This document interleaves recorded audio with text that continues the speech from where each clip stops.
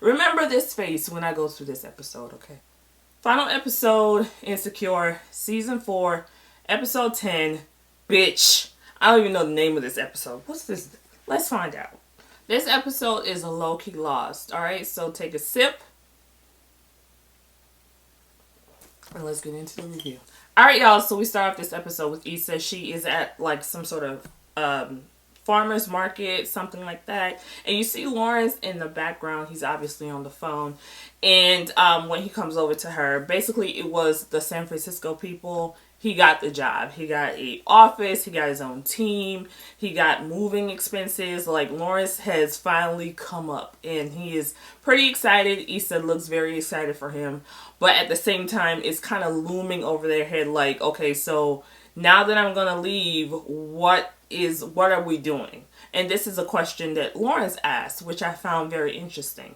So Issa basically said, you know, I want to be happy and I'm comfortable and I'm happy with you, and long distance, whatever we got to do, we just going to have to do it. So Issa is willing to be in a long distance relationship with Lawrence.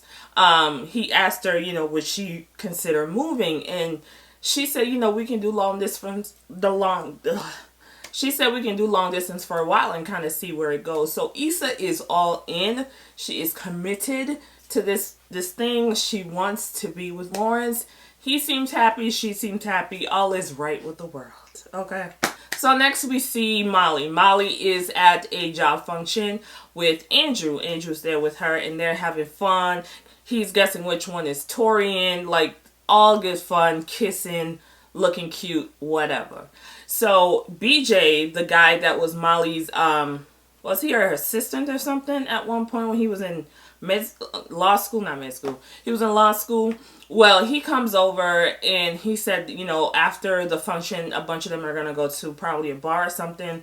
And Molly immediately said they'll go too. But Andrew didn't want to go. And he kind of looked at her like...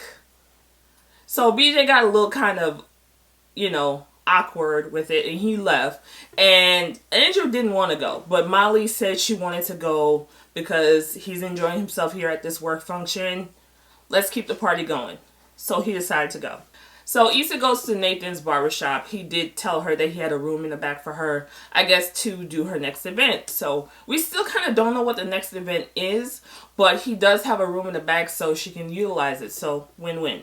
So she goes back there. He's showing her everything, and he basically apologized for kind of coming at her wrong the last time when she told him that she got back with Lawrence because, you know, he kind of felt a sort of way. You know, his ego got the best of him, of course. Like any man, his ego got the best of him and he kind of said some things that he shouldn't have said and he apologized for it. But you can tell that Nathan is really into Issa. And I love Nathan's voice. Nathan got the sexiest voice. Oh my God. But and don't get me wrong. Like, I like Issa and Lawrence together. I felt like, I guess the whole rekindling of a relationship, coming together, being your better selves, I love that because before then, I never wanted them to get back together. I loved the rekindling in episode 8, but I loved Issa and Nathan because I know Nathan encourages Issa, and once he encourages her, she thrives. You can see that he was the one who said, you know, if you don't feel like working in this place was good for you, you know, follow your heart and leave. And she quit her job at We Got Y'all. They were at Coachella, and he told her, you know, she should do the block party idea. It would be dope. And he was there with her trying to get this stuff together. So his encouragement drives Issa.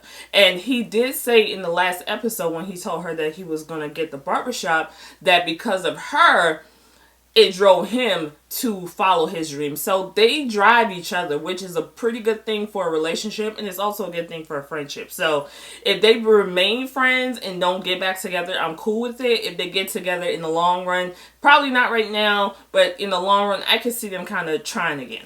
So Molly and Andrew go back to Molly's place, and Andrew wants to watch Finding LaToya, right? So Molly said no, you know, she wants to go to bed. She's tired. So he said, okay, fine. I'm just going to watch the episodes because he's been wanting to get on the couch to watch the show. And Molly said, no, you can't watch the show without me.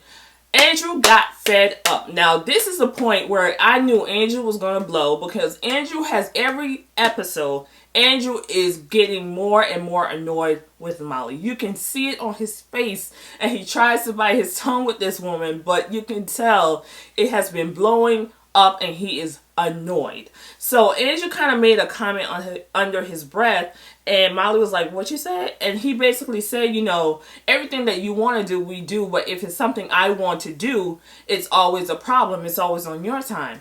And Molly, of course, Molly got defensive, and they started arguing. He did bring up his brother, because that is a very big sore spot for him. Like, we're in a relationship. That is my brother. Him and I are really close. I understand you got into your little issues, but that is still my brother. And I can understand where he's coming from, but I can also understand where Molly's coming from. If this motherfucker made me uncomfortable, I probably won't be around him. But I am also the type of person that, if my significant other wants me to try to at least try to be cordial to somebody that I don't see it for, I will try, if that kind of keeps the peace within our relationship. So I can see Molly doesn't understand give and take in relationships. Everything, it has to be about her and what she wants and nobody else.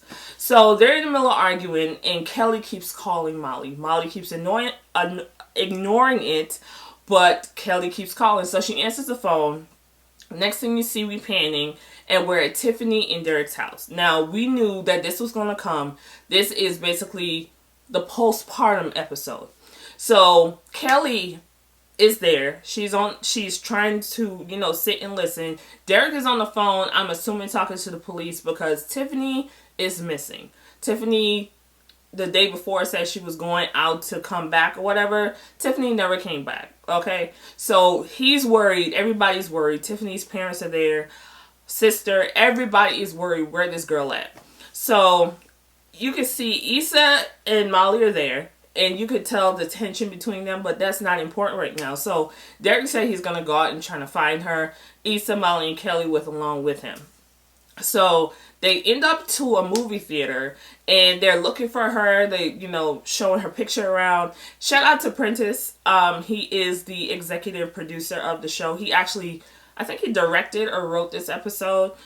He was a security guard. So shout out to him. He did a great job on this episode. Got me mad as fuck, but we're going to get there.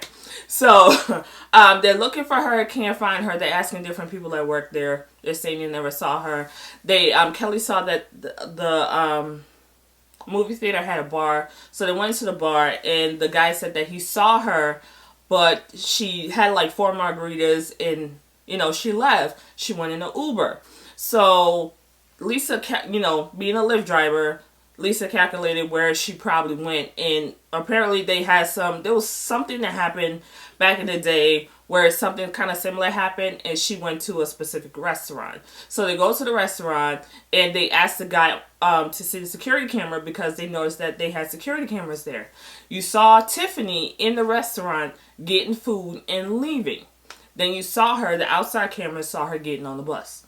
So they decide to get on the bus, and it's Issa, Derek, and Molly sitting on this side. Kelly sitting on that side. Kelly's on the phone. We don't know who she's talking to. But Derek is kind of like beating himself up, because he's saying, I should have seen the signs. I could tell that she wasn't happy, but I thought it was something that would just kind of blow over. And basically, he's blaming himself for not noticing that she was probably dealing with postpartum, and he wouldn't have noticed it. Like, even her friends didn't notice it, because she's the first friend in the friend group to ever have kids, so they wouldn't have noticed it. They really wouldn't have noticed it. So I don't blame them, but by her behavior, you can tell that something was wrong. But I think that Derek thought that it was kind of hard for her to adjust having this baby, and that was probably it, and she would eventually get that mothering role to her, but it really didn't happen. So he's kind of blaming himself. And what he's saying is like, I should have listened to her. We should have talked about it. Kelly and Molly and Issa are kind of looking at each other, because it also applies to their relationship, because they hadn't talked about it. They hadn't listened to each other. They hadn't done any of this. So by him talking, it kind of put their stuff into perspective, but it was basically all about them. All about Derek and Tiffany. So Kelly is on the phone and she found Tiffany. She found her. She's at the Sheraton Hotel. You know, they just passed the hotel. So they're asking the bus driver to stop so they can get off so they can go to the hotel. Bus driver's being an asshole. He's saying that he can't stop. The next stop is further ways away. He's not going to stop. Kelly started, you know how Kelly is. She's cussing at him because Kelly, that's her best friend. So Kelly is really trying to get off this fucking bus. He's being an asshole, and Kelly's looking at this button like, I should push this bitch. And she pushed the button. They got off the bus. He saw a police officer sitting in their cruiser. He called the police officer over. Now, the driver is black. So, this scene, this part, triggered me and a lot of motherfuckers on Twitter. Especially with the current climate that we're in now. So, the police come over. It's him, the bus driver, and a white guy and a white girl. Now, the white guy was harassing Kelly on the bus. This white girl, I don't know where this white bitch came from. But they're saying that basically she assaulted the driver. And Kelly was like, what the fuck are you talking about? You know, that's not what happened or whatever. And the police officer is trying to step to her and he put his hand on the gun. And everybody like, whoa, whoa, whoa. That shit... I know this was filmed before the current climate, but bitch, that was triggering as fuck because that could have gone a wrong way. Okay? And I'm getting emotional because that was a lot. That was a lot. So Molly being a lawyer, she said, you know, I'm a lawyer and you had no reason to stop us because she's black and you're white. And the cop was like, yeah, he don't want that kind of cause because if something happened, it's going to be a black and white issue. He don't want that. So he told everybody to go their separate ways. Whatever. Get to the hotel and figure out the room she was in. And they figure out the room she was in. Derek knocked on the door. And Tiffany opens the door looking very defeated. Very depressed.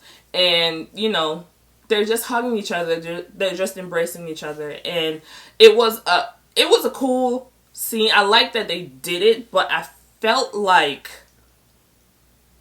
it was, I don't know. I felt like they could have tackled it a different way. Because we spent so much time looking for Tiffany. When we found her, it was like 5 seconds, 6 seconds of them embracing. And that was it. We never touched it again.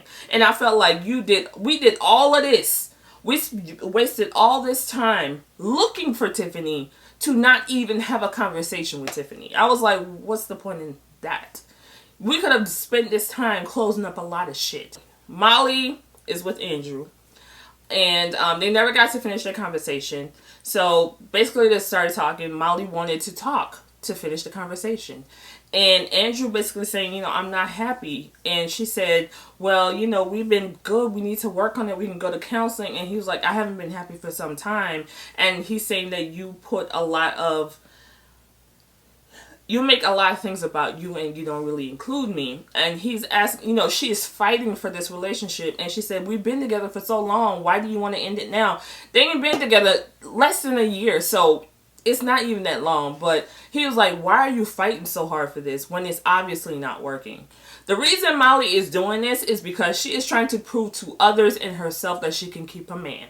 Ain't got shit to do with Andrew. Andrew was just the man that was there. Okay? If it was, anybody, if it was Jadena, if it was anybody, Molly would have done the same thing because Molly is trying to prove to Issa and to herself that she can keep a nigga around longer than she could keep her fucking lights on. That didn't make sense, but whatever. I'm hyped.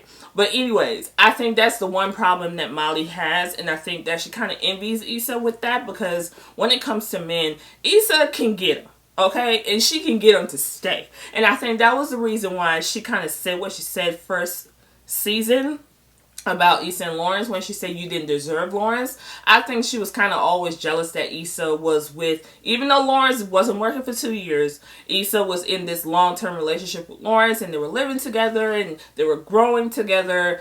And I think she was kind of jealous of that and she felt like it should have been her. Because I feel like every time Issa gets somebody that's there, Molly kind of starts hating. So Andrew and Molly broke up. Alright, so we get Issa. Issa's at home. I'm assuming it's the next day with dealing with Tiffany. It's a knock on the door. It's Lawrence. He comes in, they kiss, they hug. And you can see the look on his face is not good. And I was like, bitch, oh God. Okay. Here you go.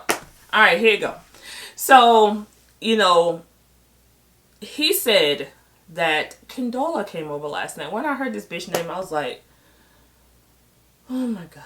Okay, so Candle Holder came over and she wanted to talk.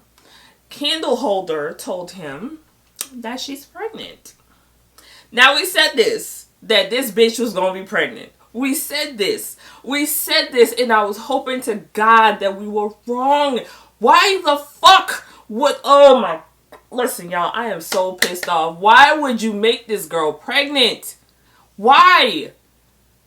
Oh, and Issa tweeted, y'all won. Bitch, nobody really wanted this. Even though we predicted the shit was gonna happen, we didn't want this. Girl, what the Anyway, Issa is like, what do you mean? What? When did this happen? And he said it was before them and before the San Francisco job.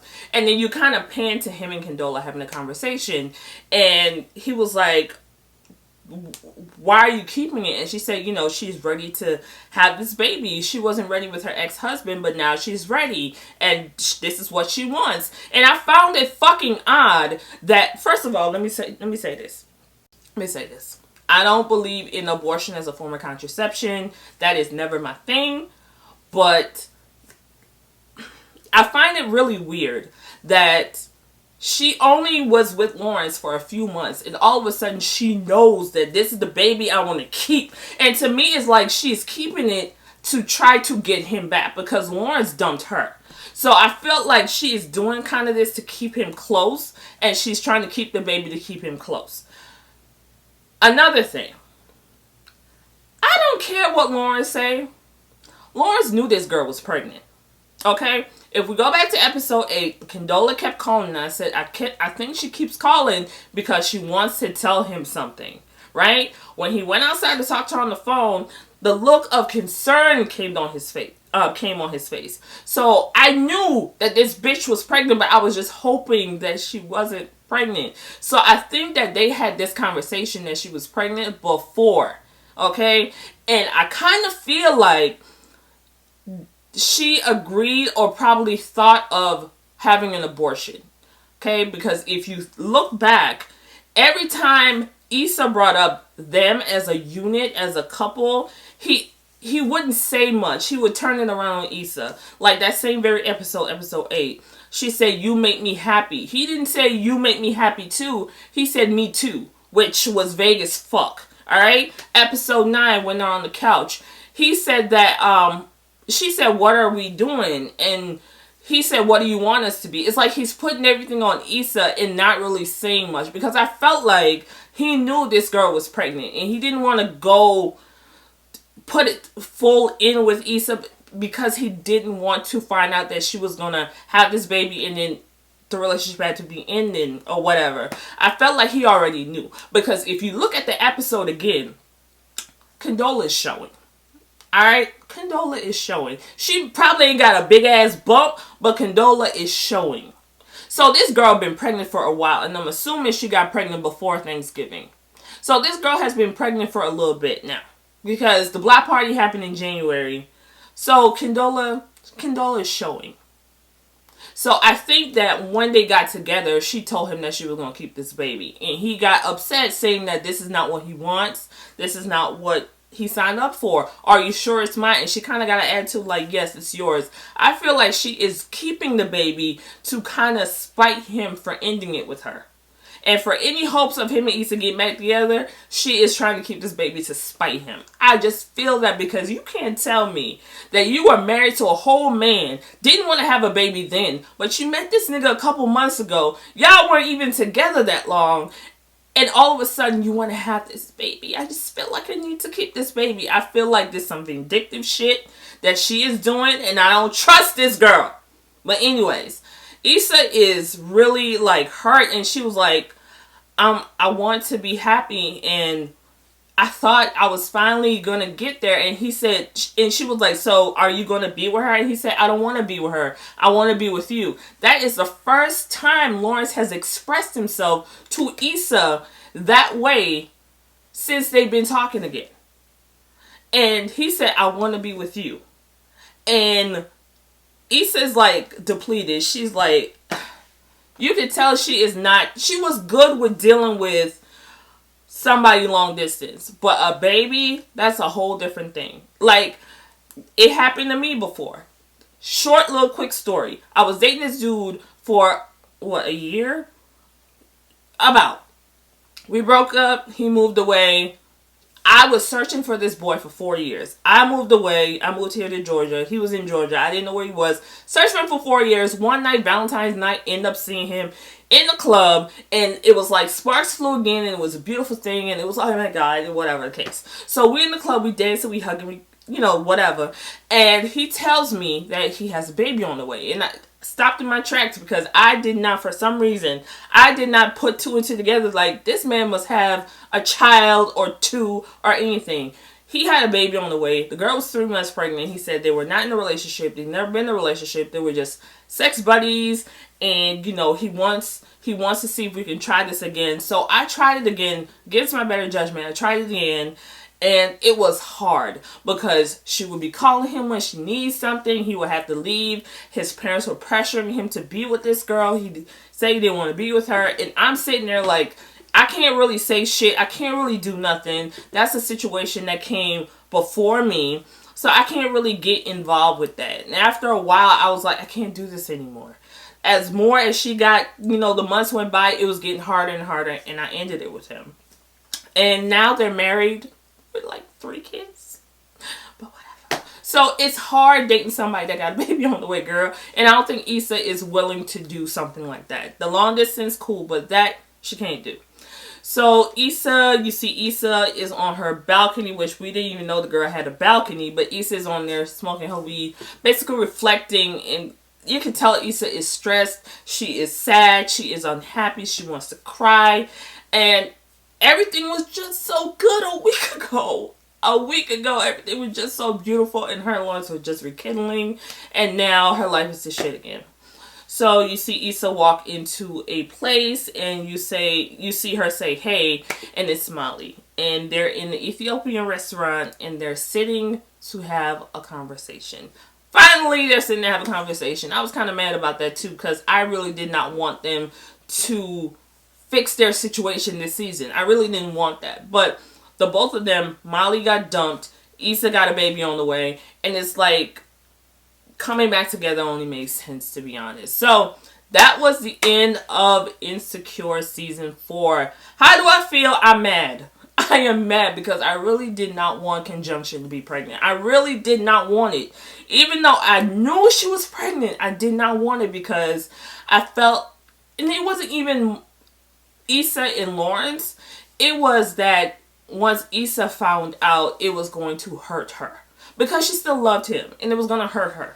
And I'm mad that they went this route. And it reminds me of the game with Melanie and Derwin. When Janae got pregnant. It's the same fucking formula. And I'm like, you could have not done this. Like, this did not need to be done. So now, Lawrence, will he still go to San Francisco? We don't know. Probably not. Because I don't think he's going to go when he has a kid on the way. And Confusion said that, you could be a part if you want to, but if he's not, she's good. And I'm like, I just wanted somebody to, I'm not going to do that, girl, pregnant, whatever. But, is he still going to go to San Francisco? We don't know. Is Issa going to run back to Nathan because she got hurt? I don't think so, but I think Nathan is always going to be in the back pocket because now her whatever she's going to work is in his shop. So they're still going to have a connection. Issa and Lawrence, they're not going to happen now. A baby is a deal breaker for me. I'm not doing, no. And I don't think Issa is willing to put up with that. Molly and Issa, I think they're going to get back. Their friendship's going to get back. Will it be as strong as it was before? We don't know. Tiffany, I don't know. I just felt like we shouldn't spend all that time searching for her. We should have just actually sat down and had a conversation with her where we could educate people on postpartum depression, because searching for her and then getting her a hug, that was kind of like a waste. Kelly, I would love more of a serious storyline with Kelly. We only know Kelly with the jokes, and Kelly that argues, and Kelly that's drunk, and Kelly that want to fuck everybody. But we want a serious situation, a serious storyline with Kelly, because Kelly is a fan favorite, and we don't even know her like that. We only know her through the eyes of Issa and Molly. We don't really know Kelly like that. Do I want to know Tiffany like that? No. I don't really care about Tiffany. I don't care. Nathan. Yeah. I don't know, y'all. This season was a great season. I think it's my favorite season. Episode 8 with Issa and Lawrence was my favorite episode, hands down.